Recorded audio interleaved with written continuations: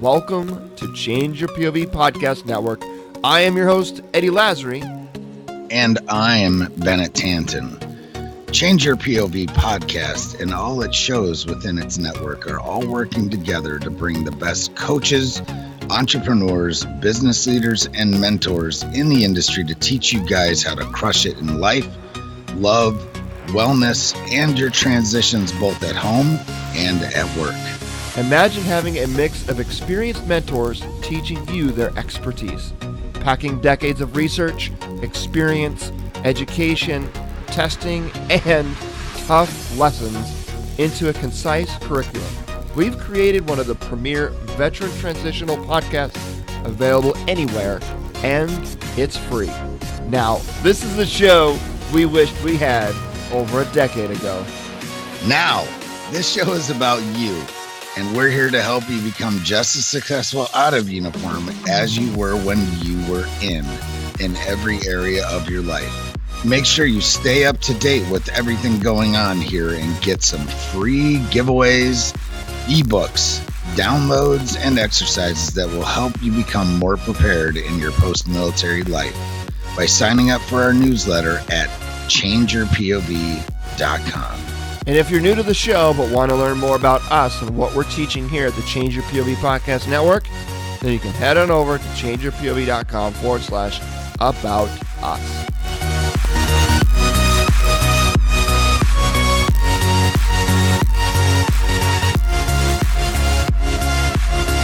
Hello, folks, and welcome to the Change Your POV Podcast Network. I am your host, Bennett Tanton, and today our guest is Dan Dwyer.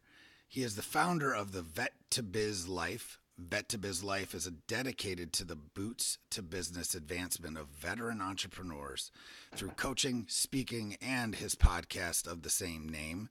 Dan is helping veterans become the best business leaders they can be. Dan is a decorated combat veteran. He served as an armor/cavalry officer in the United States Army and is deployed all over the world, including Bosnia and Iraq.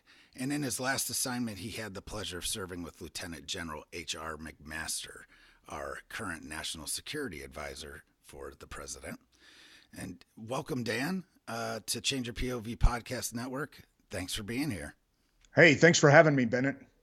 Happy to be here. So talk to me up front about you. Who is Dan Dwyer? Yeah, so Dan Dwyer, first and foremost, is a husband to my wife, Michelle, of 26 years, a father of two sons, Gavin and Grant, both serving respectively in our Army today. Gavin is up in Joint Base Lewis McChord, serving in special operations, and my youngest, Grant, is in the new career field of cyber, training to protect our military networks against offensive and defensive cyber threats, as well as training all aspects of communication systems. Dan Dwyer is like you indicated, a veteran of 22 years in our finest Army.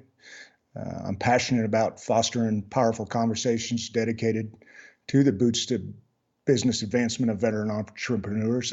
Over the last 10 years since I took off the uniform, I've worked in multiple capacities as a coach, working both on the public and private side on matters related to leadership development, management development, performance improvement in the workplace, as a speaker on those same subjects. Most recently, podcasting, of course, Vet to Biz Life podcast. We'll talk a little bit about that. One of the first things I was asked to do after I took off the uniform in December of 2006 was to work as a military strategist for the American Enterprise Institute, which is a think tank in D.C. That relationship began in 2006, and I've worked in multiple other projects for that organization, providing input to other plans affecting the employment of national instruments of power in Afghanistan, the Persian Gulf, Eastern Europe, and most recently Yemen. But the relationship first formed as I was asked to be one of the principal architects of the surge plan in Iraq. So I don't want to interrupt, but Yeah. So that was with General Keane, right? That's right. And That's Lieutenant right. General Barna was on that team too, right? That's absolutely It's right. just to give you guys the audience context of who we're dealing with here. Those are two pretty outstanding leaders from the Army in the back in the day there.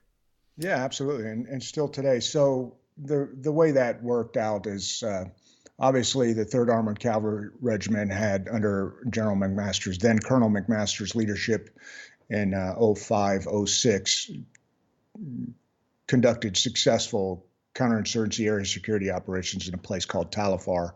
I was his planner, and then ultimately my last job in the Army, I was his deputy commander before he gave up command of the regiment. But McMaster was a office mate to a gentleman by the name of Fred Kagan, who is a scholar out of Yale.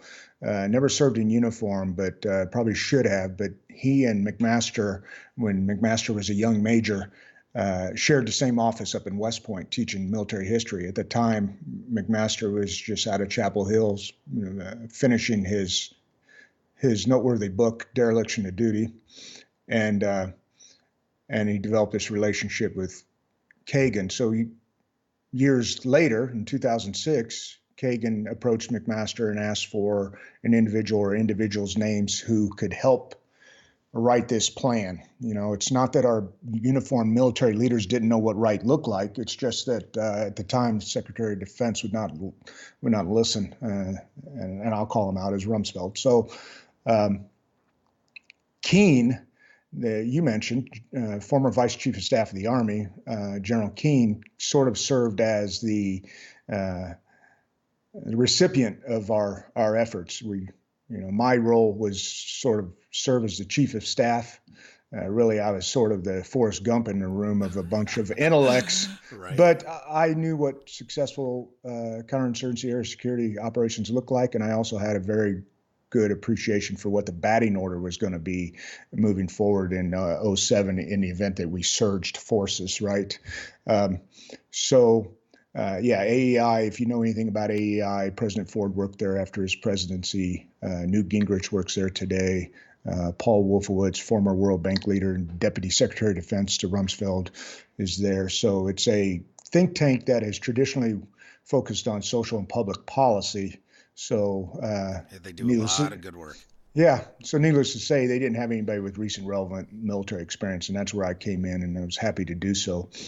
And General Keane was sort of like the commander, your traditional military decision maker process. You've got to brief courses of action and a plan to somebody to get some feedback and some counsel or some intent. So it wasn't long, a matter of 4 or 5 days of exercise before the rest of Washington, D.C. started catching on to what we were doing. And at the time, General Petraeus was a 3-star at Leavenworth, the Combined Arms Command. They promoted him to 4 stars in February. He took 52 PowerPoint slides and executive summary, and his staff developed it, and the surge was successful. Yeah, pretty awesome. It's a great story. So happy to be part of it. So the combat developer part of this, explain that to us.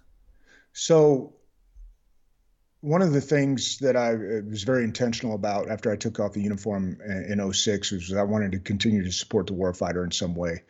And in true fashion, it's never who you know, it's who knows you, right? I happened to have been on a flight from Washington, D.C. to Louisville one day. That's your alma mater too, right? Yeah, that's where I went to grad school, but that's also where the Armor and Cavalry School was at the time. They didn't move to Benning until 2011. So I was actually going to Knox for a speaking engagement, and on that flight was a group of individuals who had just left the Pentagon, and they were, briefing the Army G8 and 3 and others to continue to get resources for this Blue Force Tracker program, right, BFT. So they asked me at the time on this flight, is there something, if I would be interested in helping them in any way, especially with respect to training, testing, et cetera. And I said, yeah, very happy to do so. For ideological reasons, as long as we're a nation at war, I want to contribute in some way out of uniform. So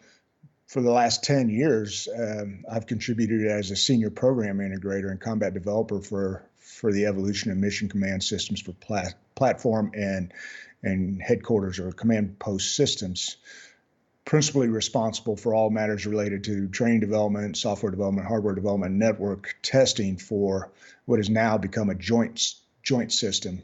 Today, it's Joint Battle Command Platform. It's the third evolutionary system from FBCB2, which is Force 21 Battle Command Brigade and below, and Blue Force Tracking, BFT, is a variant of that, and then subsequently Joint Capabilities release. So today, everything is largely celestial, whereas if you remember, before we started our war in 2002 Afghanistan, 2003 Iraq, it was largely terrestrial, and there was one digital division in our Army, right? 4ID, it was a Hood at the time, now Carson.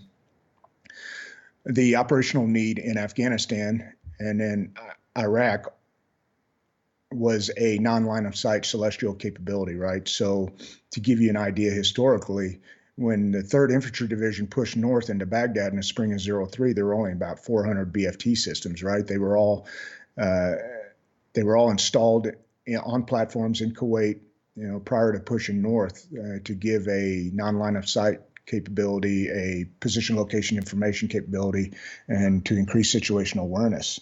Of course, some of those systems were given to the Marines, so there was a common operating picture between Army and Marines. Right. But today, there's over 150,000 systems fielded. Back then in '03, if you weren't a company commander or above, you didn't have that sort of capability. Today, over 150,000 systems fielded, obviously a game changer.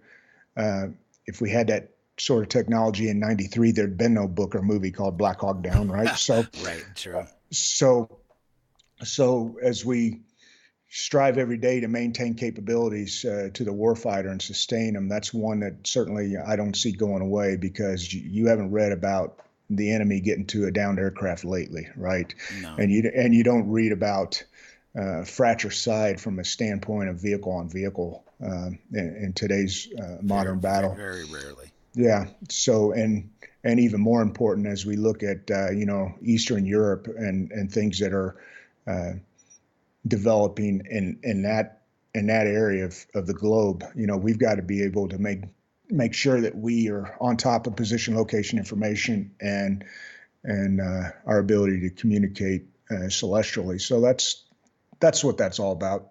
Supporting the warfighter. I remain involved in current training, field, and development of capabilities and requirements for the mission command systems, not because I have to, but because I want to for ideological reasons.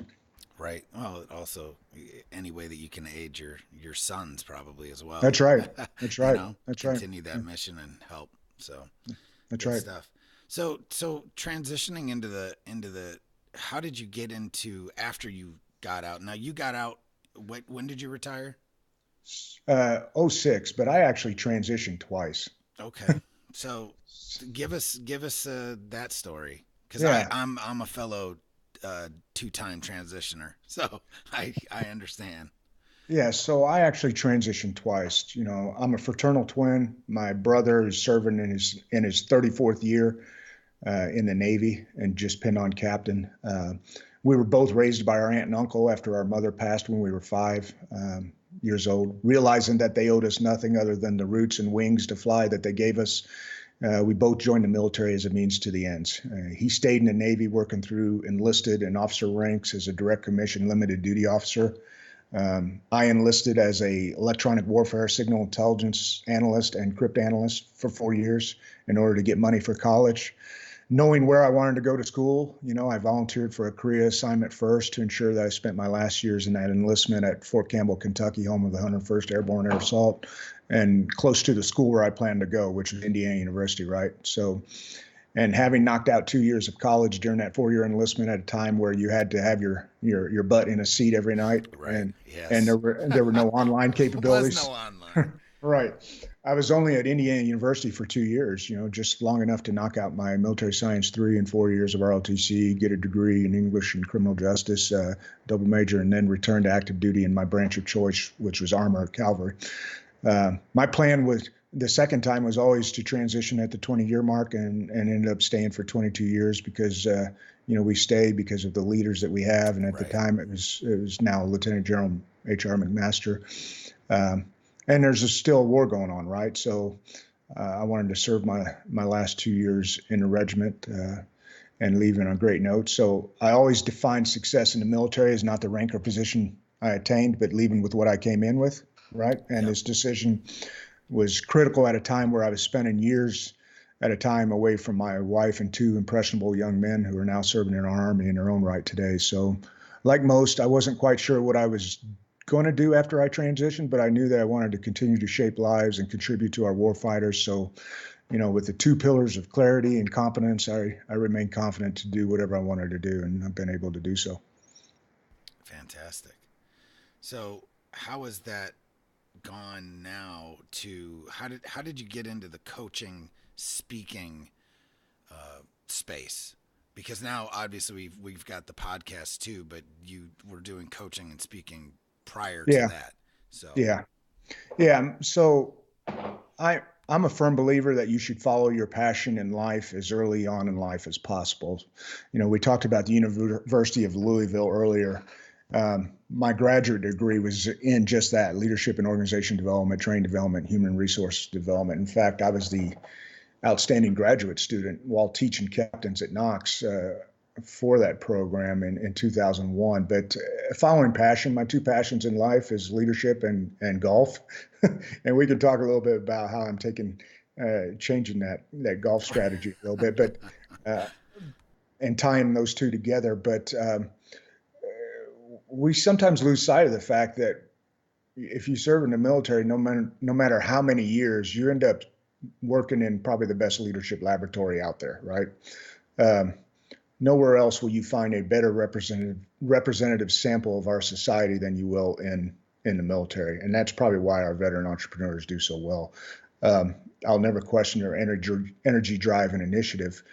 What I focus on every day is coaching and consulting and developing their business acumen to allow them to be successful. But leadership was always a passion of mine. I'm a firm believer that it's not only innate, but it's learned.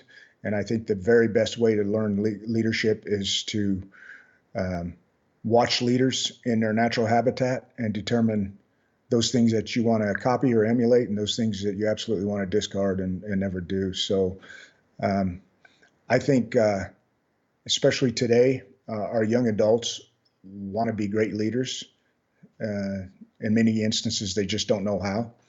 But they've got skills in so many other ways. I really enjoy working with millennial leaders who are very audacious, bold, take risk, and help them in their leadership and management capacities to allow them to be successful given those skills that they already have. For sure. Nothing like learning to be a leader by getting your feet held to the fire. Right. I think that's the advantage that a lot of veterans, obviously not all, but a lot of veterans get with leadership is that they're allowed to learn from their own mistakes because, I mean, they're given some sort of guidance, but when you're leading, especially small unit teams and squads, you learn fast. So pretty amazing tool that and they don't even realize it, that it's a gift almost that veterans are given if they take advantage of it. So. Yeah, I'm a firm believer that, coaching is task-based, mentoring is relationship-based, as we talked about earlier before this call this morning. I had a 6 a.m. phone call in Veterati, mentoring a young man up in South Dakota who is about 3 years from transitioning, and he wants to start his own business, and I'm giving him some accountability tasks. But there's a lot of things that he can do today, 3 years out to set the conditions in his favor. Absolutely. So it was a great hour-long discussion. It's never long enough, but I enjoy having those discussions. I love Veterati. Yep, making a difference. Yep. So So from that now, talk to us about how you decided to create vet to business life. It was really about niching. I I've been pretty successful, coaching both in the private and public sectors, uh, and I think you have to have that balanced portfolio. But in recent years, I've done a lot of work on the professional development of our government civilians. Ironically, in the Air Force, former Army guy developing Air Force civilians. But no matter, I bleed purple. Um, I don't, if my two sons joined a different service, I wouldn't mind. And I don't play the service games like a lot of other people. I think Right. just by serving, you're doing much more than most of our society, right? So, For sure. um, but I think that a lot of uniformed uh, service members don't realize um, when they're working with government civilians all the things that they need to learn uh, at the time that they're doing it, and then often they transition to become a government civilian themselves, and then go back and wish they'd learned or paid more attention about performance management processes, human capital management, development. In uniform, we focus on succession planning. It's part of paragraph 5 of every operations order, right? Right. If you perish, I'm in charge. If I perish, he's in charge. What amazes me in both public and private sector, and public, especially with our government civilians, is you don't see them doing succession planning like they should be. Nope, They not have at no all. they have no exit strategy. And I tell them, if you're not doing succession planning, then you're missing out on job one, which is individual development of your team members. And going forward, you're not going to retain quality people. Government is fighting every day for quality against organizations who are getting it right on the outside, right? So, For sure. Yeah, I am technically a government employee now, and I see right. it hard. I Oh, mean, yeah. crazy. And I was one of those Air Force civilians for a while. Hmm. Yeah, No, I love A it. Marine to Army to Air Force civilian, and now the VA. So Right. I'm ingrained in it, and I see, you really do try to make a difference with bringing certain things to the civilian sector that just will assist in. It's hard sometimes. You run up against a lot of opposition. So, but results don't lie. So, No, no. so as we move forward, talk to me about the podcast. And are you liking it, or is it a pain in the ass? No, I enjoy it. I really enjoy it. I like to put myself in situations where there's an equal amount of learning going on. So, That uh, uncomfortable situation. I absolutely, love it. absolutely. I'm learning just as much from every interview that I hope that they're learning from me. But I'm actually learning more, because if you're a good podcaster, then all you're doing is facilitating, right? You're not in coaching mode. you Nope, know, not at all. my guests are my stars, and I treat them that way. And my intent is always to advance their business interests, not my own. So, unlike a lot of veteran entrepreneurs, um, my product is them. It'll grow, right? As my coaching business grows, and I'll be able to offer more value to my listening audience through other means. But right now, the podcast is what I enjoy. I enjoy interviewing the most inspiring veteran entrepreneurs, sharing their stories, their experiences, successes, and challenges, so that others can benefit, improve their own personal and business lives, right? So, statistically, we all know that about 9 out of 10 startups fail. But in the case of the veteran entrepreneur, I want to I want to reverse that trend significantly. There's already today fewer veteran entrepreneurs than ever before because the conditions have changed, right? Since World War II, when there was almost 50% of veterans starting their own businesses. There Right. was no Amazon, there was no Nope. Lowe's, there was no Home Depot, there was no Brakes Plus. They were able to start businesses and be successful and grow those businesses. Today, it's at a clip of almost 5% of veteran entrepreneurs are starting their own businesses. I understand why, but I want to encourage them to do so, not discourage them because of all the what they seem either perceived or real obstacles in doing so, right? Correct. Yeah, the perception is that it's a lot harder than it actually is. I don't think there's an easier time to start a business than now.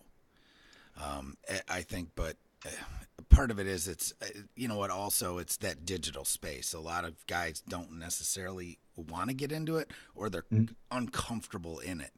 But I always just tell folks, because whenever I do my mentorship calls on Veterati and everything like that, is I tell guys and gals that they really truly have to embrace that, because that's where the future's going. Period. So I think they're doing themselves a disservice if they don't jump into it. Yeah, and Wholeheartedly. that's where the coaching comes in, right? Your ability to think clearly, make sound decisions, and grow as a person is critical to your success. So, having a trusted advisor, a coach, or a mentor who can offer you different ideas and perspectives for you and your organization can help you maximize your performance and demonstrate potential, right? Through powerful conversations, lives and organizations change. I believe that I stayed in uniform for as long as I did because I had leaders who invested in me through their leadership, right? Conversely, I believe that we lose quality from our ranks every day when leadership is lacking. For sure. So the number one tip you could give to a transitioning veteran that's getting out, probably I'd say within the next 2 years, what really is the path that they? I mean, obviously we're all individuals, and Yeah. there's no cookie cutter thing, but there's certain things that are systemic across the whole transitioning phase in people's lives. So give me one or two tips that are that you think, especially as someone that's transitioned twice, Yeah. that will set people up for success. Yeah. I'll even provide you greater value by providing you three. So, Awesome. so if I could go back, 6 months from getting out of the uniform, there's probably three things that I would execute to fulfill that transition mission. One is, build a solid LinkedIn presence. LinkedIn is fairly new, 2003, right? So I spent 2003 to 2006 in Iraq. So LinkedIn was the farthest of my concerns, right? So if you build a solid LinkedIn presence to connect with people while telling them what you want to do next, and that's important. Like I said, it's no longer who you know, it's who knows you. And people aren't mind readers, but people who you've served with or worked for side by side, or they will help you and they will support you if they know what you want to do. And service members, I think, aren't really good at that sometimes. The truth of the matter is, majority of today's service members are not on LinkedIn. Long gone are the days where people can submit a digital resume and expect a lot of action. I'm a firm believer that today, human resources professionals, talent acquisition professionals, recruiters, if I'm interested in Bennett Tanton, I'm going to look at his first connections, and I'm going to talk to Eddie Lazaro. I'm going to talk to Dan Dwyer and have conversations about Bennett before I even talk to Bennett. Does that make sense? Let me interrupt real quick. Yeah. Why do you think the presence on Facebook and LinkedIn and things like that are limited? Is it time, or is it quiet professionalism, or What no. is it? Operational security, yada yada yada. Those Now, things. yeah, some of that, and I'm really think I'm focused on LinkedIn. I think there's a greater presence on Facebook because it's more personal, right? Right. The presence isn't really on LinkedIn because they already have a job. Um, they move from job to job as we all did in the military, Mm-hmm. based upon past performance and demonstrate potential for duties of greater responsibility. So, you spend 1 year to 20 years in the military, you don't think about transition. You're thinking about the next job. If I'm successful as a tank platoon leader, I'll be a company executive officer. If I'm uh, successful in both those jobs, I'll eventually, be a company commander and so on and so forth. Right. Right. So they really don't think about that transition And maybe until don't think it's of time. themselves as Right. like professionals either. Right. Right. Gotcha. But it's it's not, and you see it all the time in LinkedIn. Often, the development of their profile is just, hey, in transition, Right. Here right? I am. Yeah, I'm transitioning. But you got to you got to go further. You got to tell people, if you know anything about um, role theory, management, at any given point in our life, bosses, peers, um, team members, there's anywhere between 5 to 8 people that drive over 80% of our behavior, right? So if we're not very intentional about identifying who these people are, connecting with them, and explaining to them, in this case with LinkedIn, what we want to do, then they're not going to be able to help you. So sometimes we have to manage those who manage us. Does that make sense? It does.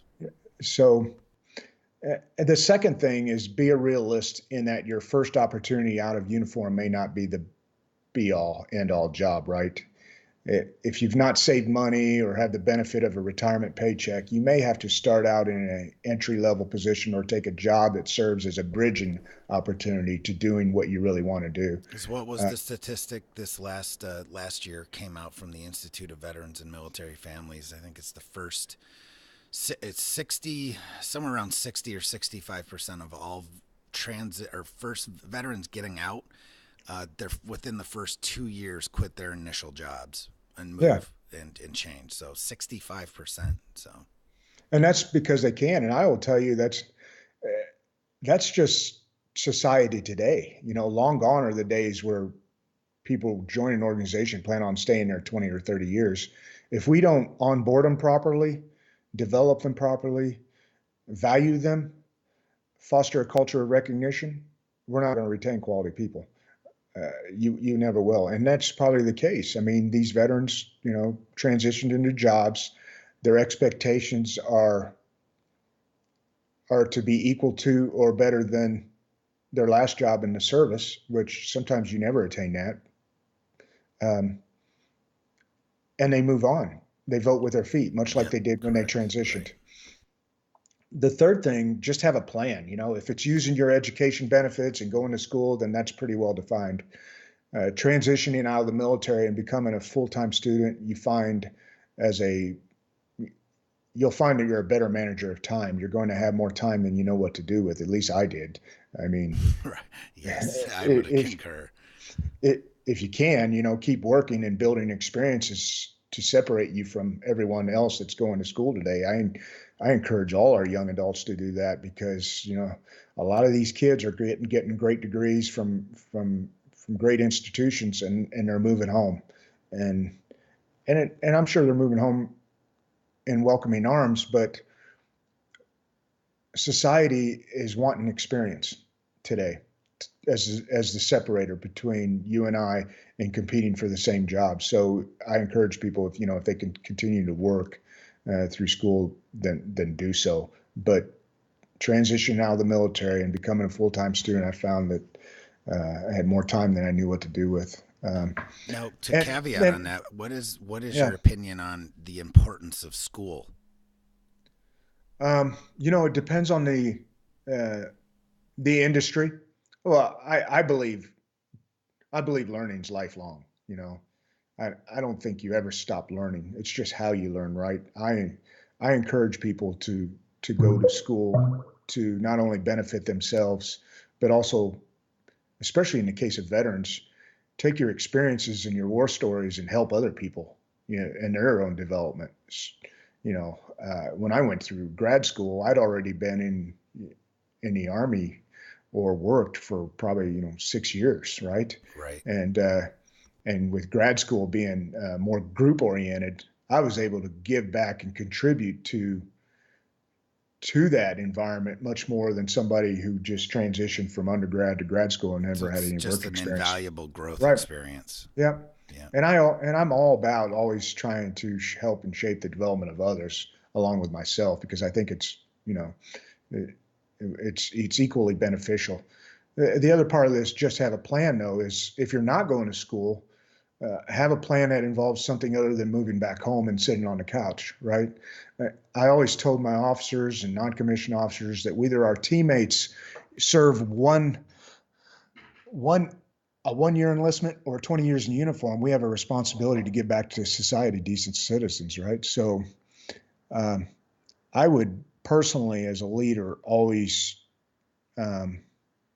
bring transitioning service members into my office, sit at a table and have career-oriented conversations. I don't think we do that enough today. I certainly find that when working with the civilian workforce today, and it's pretty frustrating. And again, like I was alluding to earlier, if we don't have those conversations, they're going to leave. For sure. I could totally agree.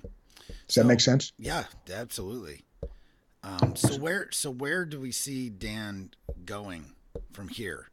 What any new plans? Any continued expansions or whatnot? And what is your focus, say, for like the next 3 years? Yeah. So first and foremost, of course, grow the mailing list, expand my reach, tribe, if you will, so I can influence as many people as possible. Today everything I offer is free. You go to the vet2bizlife.com. You can right now, for subscribing and getting on that mailing list, you can download one of two things. One is a